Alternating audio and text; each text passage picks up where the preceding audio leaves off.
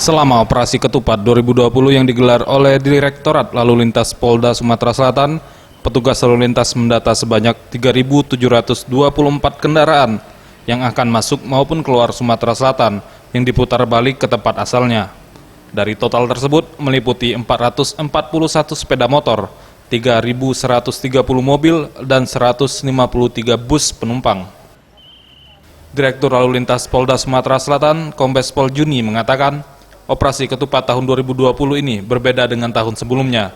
Jika tahun sebelumnya, operasi Ketupat bertugas untuk menjaga dan mengawal para pemudik, maka di tahun ini petugas kepolisian mencegah agar masyarakat tidak melakukan mudik lebaran karena wabah COVID-19 yang melanda Indonesia. Operasi Ketupat kali ini pun digelar lebih lama daripada tahun-tahun sebelumnya. Sebelumnya hanya 14 hari, sedangkan untuk tahun ini dilakukan selama 44 hari.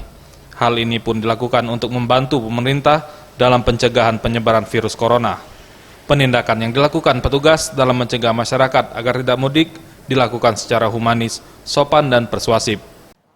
Fokus kita berkaitan dengan sekarang ada wabah COVID-19 ini, bagaimana kita membantu pemerintah untuk bisa menyadarkan masyarakat untuk sama-sama mencegah COVID ini dengan melakukan kegiatan-kegiatan antara lain kita menjaga jarak, menjaga kebersihan, terus menjaga kesehatan, dimanapun kita berada selalu menjaga kesehatan, terus penggunaan masker. Nah, kita tujuannya itu, operasi Ketupat kemarin kan kita tujuannya supaya masyarakat tidak melakukan kegiatan kemana-mana.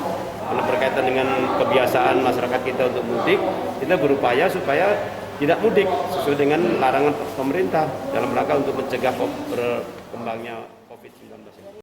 Tim Liputan Sriwijaya TV.